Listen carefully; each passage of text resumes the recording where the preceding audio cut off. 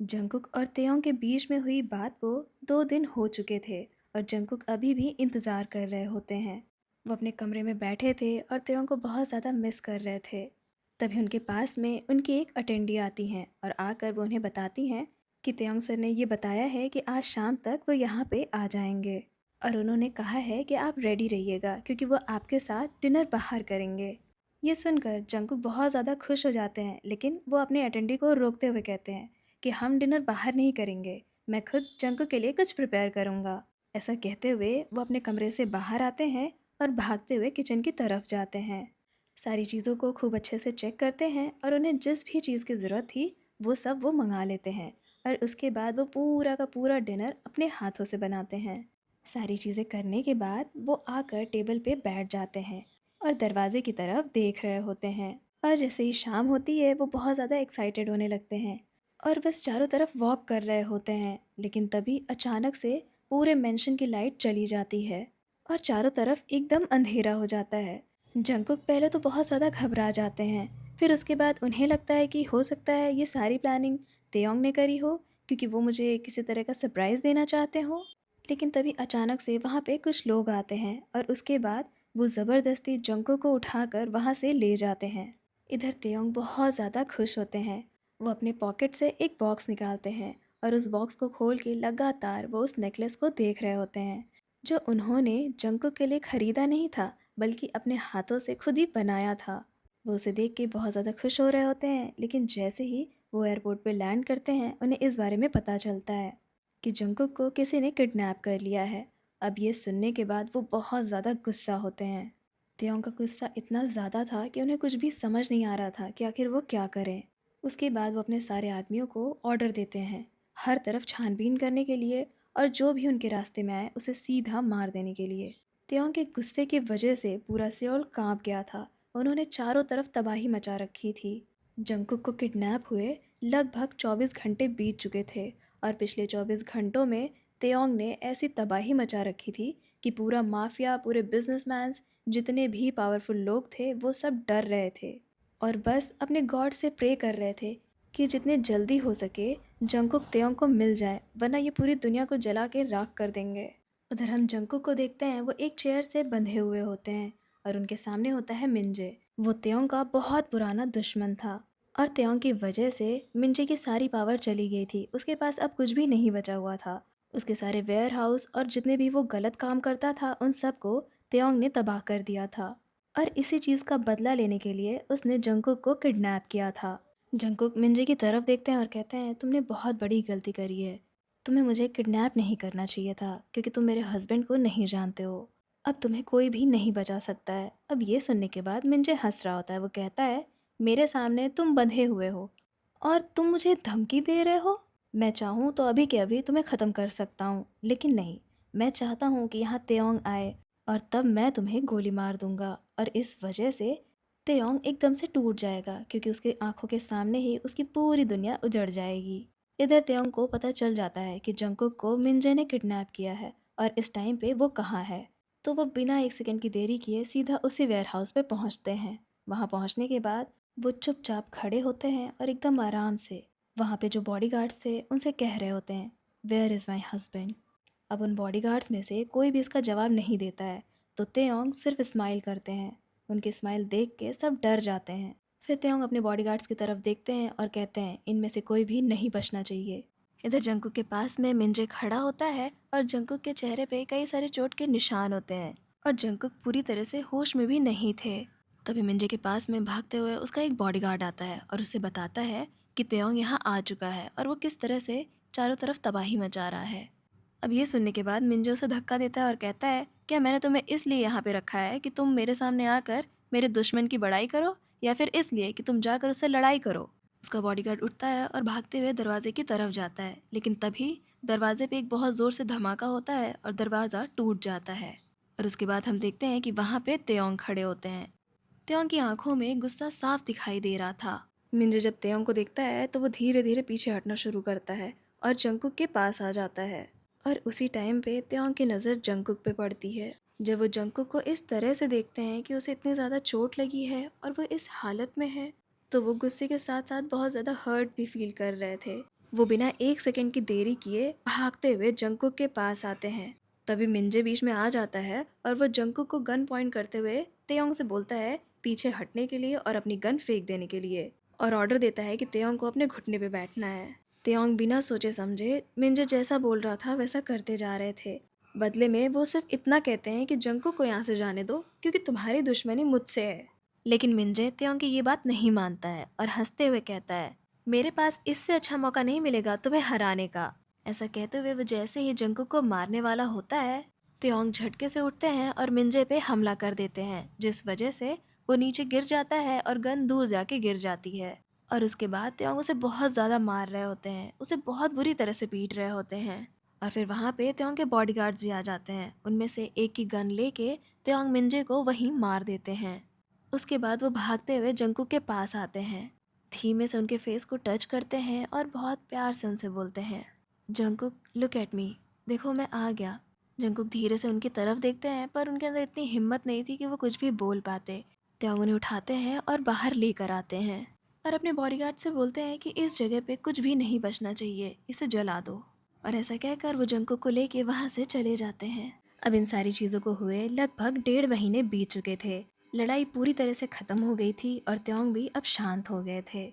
एक रात हम पेंट हाउस में जंकुक को त्योंग की गोद में लेटा हुआ देखते हैं। त्योंग का हाथ जंकुक के सर को सहला रहा था और जंकुक लगातार सीलिंग को स्टेयर कर रहे थे। तो त्योंग जंकुक से पूछते हैं क्या हुआ है जंकुक, तुम बहुत ज़्यादा खोए हुए से लग रहे हो, क्या सोच रहे हो। तो जिस पे जंकुक बोलते हैं कि मैं ये सोच रहा हूँ कि जब हमारी शादी हुई थी तब तो तुमने मुझसे ये कहा था कि तुम मुझसे मुझसे भी ज़्यादा नफ़रत करते हो, तो फिर तुम्हें मुझसे प्यार कब हुआ। क्योंकि तुम जब भी मुझे परेशान करते थे तो मुझे यही लगता था कि तुम मुझसे बहुत ज़्यादा नफ़रत करते हो और मुझे बिल्कुल भी पसंद नहीं करते हो, और इसलिए ऐसा सब कर रहे हो ताकि मैं यहाँ से चला जाऊँ। जिस पे त्योंग हंसते हुए कहते हैं कि मुझे तुमसे कभी नफ़रत था ही नहीं, और हाँ शादी में मैंने ये इसलिए बोला था क्योंकि मैं जानता था कि तुम ऐसे तो शादी करोगे नहीं, और बस तुम्हें उकसाने के लिए मैंने ये सब कहा था। और जहाँ तक बात है कि शादी के बाद मैं तुम्हें ऐसे ही छेड़ता था, मैं वो सच में तुमसे फ्लर्ट करता था, तुम्हें परेशान करने की कोशिश नहीं कर रहा था। और सच बताऊँ तो जब भी मैं तुम्हें छेड़ता हूँ और जिस तरह से तुम रिएक्ट करते हो ना, वो देख के मुझे बहुत ज़्यादा अच्छा लगता है, और इसीलिए मैं बार बार तुम्हें टीज़ करता हूँ। अब ये सारी बातें सुन के जंकुक शर्मा जाते हैं और वो बहुत ज़्यादा ब्लश कर रहे थे, इतना ज़्यादा कि उनका पूरा फेस लाल हो जाता है। और वो त्योंग को चुप कराते हुए कहते हैं शट अप। तो त्योंग उनका फेस अपनी तरफ करते हुए कहते हैं नहीं, मैं क्यों चुप रहूँ, मैं तो बोलूँगा क्योंकि। और ऐसा कहते हुए त्योंग जंकुक के फोरहेड पे किस करते हैं, तुम मेरे हो। और ऐसा कहते हुए त्योंग जंकुक का फेस ऊपर उठाते हैं और धीरे से उनसे पूछते हैं जंकुक क्या तुम मेरे साथ अपनी पूरी लाइफ स्पेंड करना चाहते हो। तो जिस पे जंकुक उनको जवाब ना देते हुए उन्हें सीधा किस कर लेते हैं और उसके बाद कहते हैं मुझे नहीं लगता है कि अब इसके बाद भी तुम कुछ और सुनना चाहते हो। जिस पे त्योंग प्यार से स्माइल करते हैं और उनको किस करने लगते हैं। और धीरे धीरे वो किस और भी ज़्यादा पैशनेट होती है। पहले तो तेयंग सिर्फ और सिर्फ जंकुक के गाल को पकड़ के उन्हें किस कर रहे होते हैं। फिर धीरे से उनके हाथ जंकुक के वेस्ट की तरफ जाते हैं। उनकी वेस्ट को हल्के से सहलाते हुए तेयंग उनसे पूछते हैं क्या हम आगे बढ़ सकते हैं, जिस पे जंकुक उन्हें किस करते हैं और कहते हैं क्या आप हर चीज़ के लिए परमिशन लेंगे मेरे माफिया हस्बैंड। जिस पे त्योंग बोलते हैं कि काफ़ी ज़्यादा नॉटी हो रहे हो तुम, और इसके बाद उन्हें वापस से किस करने लगते हैं। धीरे धीरे त्योंग जंको की गर्दन पे किस करते हैं और इसके बाद उन्हें बेड पे पूरी तरीके से लेटाकर उनके ऊपर आ जाते हैं। त्योंग ने बहुत ही ज़्यादा प्यार से जंको की गले को पकड़ रखा था और इसके बाद वो उनके गले पे भी किस करते हैं। फिर धीरे धीरे उनकी शर्ट की बटन खोलते हुए तेयोंग जंगू के लिप्स पे किस कर रहे होते हैं और फिर उनके चेस्ट पे धीरे धीरे से किस करते हुए वो जंगू की प्यारी सी आवाज़ें सुन रहे थे। और इसके कुछ ही देर में उन दोनों के कपड़े उन दोनों के ऊपर नहीं होते हैं।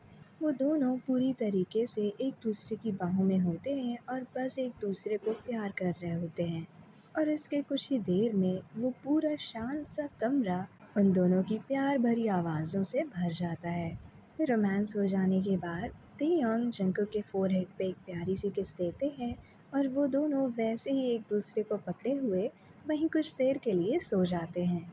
उसके बाद दूसरे दिन की बात है जब जंकुक को बाहर घूमने का मन तो था, लेकिन जिस तरह से तेयोंग ने उनके साथ रोमांस किया था वो उस तरह से चल ही नहीं पा रहे थे, क्योंकि उन्हें बहुत ही ज़्यादा पेन हो रहा था। जिस पे तेयोंग उनके पास आते और कहते हैं, हस्बैंड, माय क्यूट हस्बैंड, क्या हो गया, आपको दर्द हो रहा है? जिस पे जंकुक उन्हें एक साइड आइज देते हैं और कहते हैं, इतना सब कुछ खुद किए हैं और अब मुझसे पूछ रहे हैं कि मुझे दर्द हो रहा है, ये सारी आपकी गलती है। जिस पे तेयांग उन्हें प्यार से हग करते हैं और कहते हैं, हाँ हाँ मेरी गलती है, इसीलिए मैं इसका भरपाई भी कर दूंगा। और वो जंकुक को अपनी गोद में उठाते हैं और उन्हें लेकर नीचे जाते हैं, अपने ही हाथ से उन्हें खाना खिलाते हैं और उन्हें वैसे ही उठा के कार में ले जाते हैं और उन्हें घुमाने भी ले जाते हैं। और ऐसे ही अगले 1 महीने बीत जाते हैं। वो लोग बहुत ही ज़्यादा खुश होते हैं, साथ में खाना, साथ में मस्ती करना। लेकिन तेयोंग अभी भी जंकुक के साथ उसी तरीके से फ्लर्ट करते हैं जैसे वो स्टार्टिंग में करते थे। और जंकुक का रिएक्शन अभी भी उतना ही ज़्यादा शर्माने वाला होता है जैसे पहले हुआ करता था। एक दिन ऐसे ही तेयोंग को याद आता है कि बस 1 हफ्ते में जंकुक का बर्थडे आने वाला है। तो जिस पे वो अपने असिस्टेंट को बुलाते हैं और कहते हैं कि तुम मुझे कोई चीज़ सजेस्ट करो जो मैं जंकुक के लिए कर सकूं। उनके असिस्टेंट उन्हें बहुत सारी चीज़ें बताते हैं कि आप उन्हें पूरे मॉल को बुक करके घुमा सकते हैं या किसी पार्क में, या फिर घर में ही कोई थीम पार्टी रख सकते हैं। तेयोंग को कुछ भी अच्छा नहीं लग रहा होता है, तो वो कहते हैं कि अभी तुम जाओ, मैं तुम्हें सोच के बताऊंगा। फिर तेयोंग खुद से ही रिसर्च करना शुरू करते हैं कि आखिर अपने हस्बैंड के बर्थडे को अच्छा बनाने के लिए क्या किया जा सकता है। उन्हें बहुत सारी चीज़ें मिलती हैं, लेकिन तभी उन्हें याद आता है कि वो जंकुक को हनीमून पे भी तो ले जा सकते हैं। अब बस तेयोंग खुश हो जाते हैं, उन्हें बस कुछ चीज़ें करनी थी। पहला ये पता लगाना था कि आखिर जंकुक को कौन सी कंट्री में हनीमून मनाना है। तो वो ऐसे ही जंकुक के पास जाते हैं, उन्हें अपनी लैब पे बिठाते हैं और कहते हैं कि जंकुक, तुमने मुझे कभी बताया नहीं कि तुम्हें कहाँ जाना पसंद है। जिस पे जंकुक कहते हैं कि कन्वीनियंस स्टोर या फिर किसी पार्क, या फिर कभी कभी मॉल भी अच्छा लग जाता है मुझे।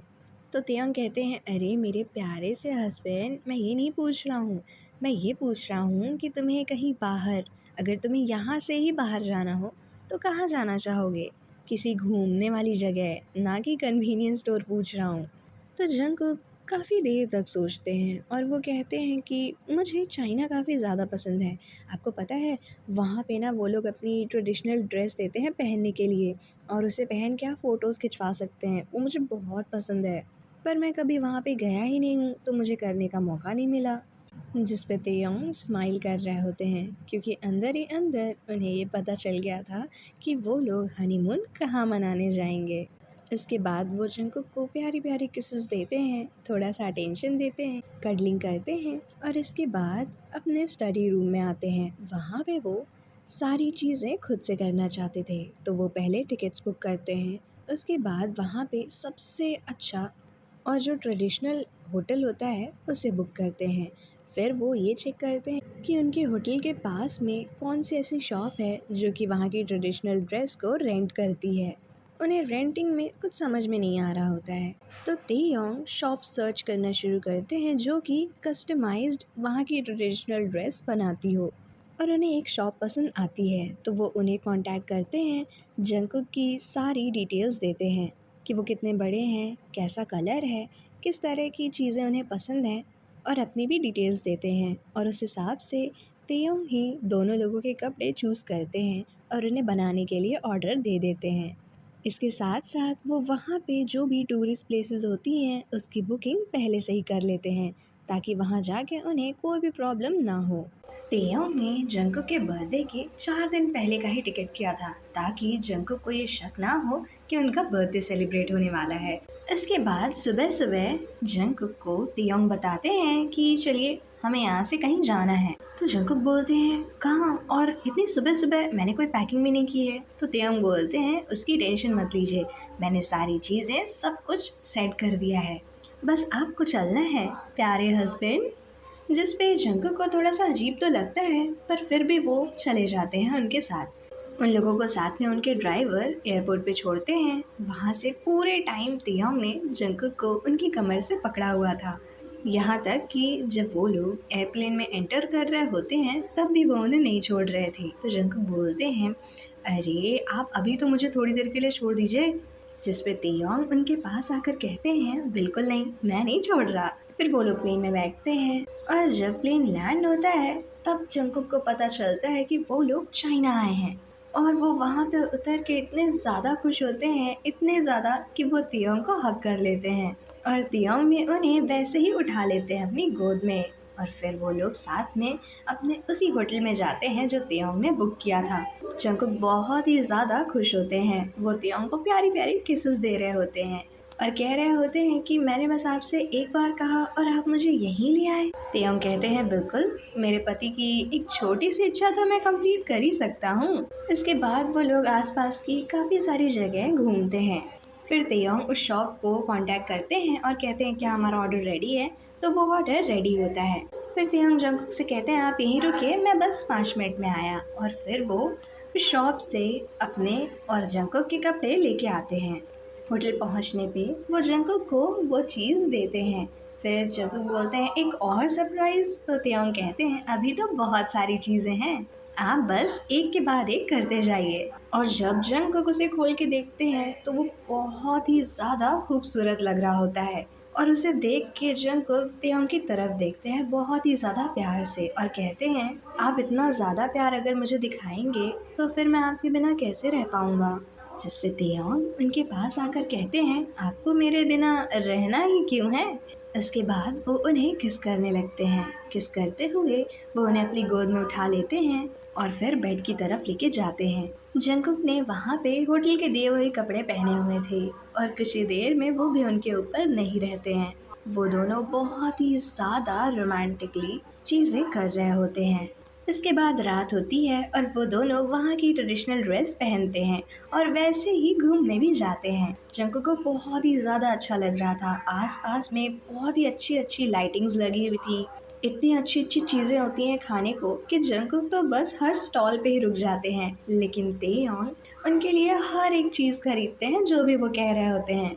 फिर तेयोंग उन्हें लेके जाते हैं जहाँ पे उन्होंने फोटोग्राफर को हायर किया था।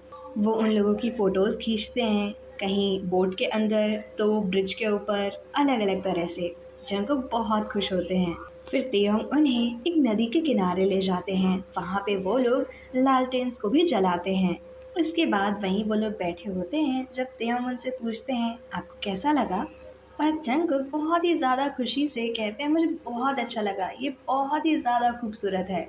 फिर तेयोंग अपनी वॉच चेक कर रहे होते हैं और जैसे ही 12 बजता है वहाँ पे फायरवर्क्स होती हैं और फायरवर्क्स में ही लिख के आता है, हैप्पी बर्थडे जंगकुक। और जब जंगकुक ये देखते हैं तो वो तेयोंग की तरफ मुड़ते हैं और कहते हैं, ये आपने। तो जिस पे तेयोंग कहते हैं, हाँ, ये मैंने किया है। और उन्होंने एक तरह से वो पूरी नदी और उस साइड का पूरा पार्क बुक कर लिया था। वो पूरा पार्क एकदम लाइटिंग से जगमगा रहा होता है। वहाँ पे बीच में एक टेबल रखी होती है जहाँ पे खाने के बहुत सारे सामान थे और उस टेबल के नीचे बहुत सारे गिफ्ट्स रखे हुए थे।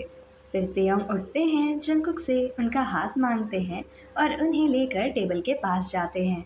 टेबल के एकदम बीचों बीच रखा हुआ था जंगकुक का बर्थडे केक। तेयोंग जंगकुक से कहते हैं कि मुझे बिल्कुल भी समझ में नहीं आ रहा था कि मैं आपके लिए क्या करूं। फिर मुझे आइडिया आया कि हम हनीमून मनाने जा सकते हैं, इसलिए मैंने आपसे पूछा था कि आप कौन सी कंट्री जाना चाहते हैं और आपने चाइना कहा, तो चाइना सही। जंगकुक कितने ज़्यादा खुश होते हैं कि उनकी आंखों से आंसू आने लगते हैं। जिस पे तियोंग तुरंत कहते हैं, आप रो क्यों रहे हैं, मुझसे कुछ गलती हो गई क्या। जिस पे जंगकुक कहते हैं, नहीं नहीं, गलती नहीं, मैं बहुत ज़्यादा खुश हूँ कि मुझे आप जैसा हस्बैंड मिला। फिर वो लोग बर्थडे सेलिब्रेट करते हैं और वापस से होटल जाते हैं। होटल पहुँचने के बाद में तेयोंग जंगकुक से कहते हैं कि अब मुझसे और भी ज़्यादा कंट्रोल नहीं होगा।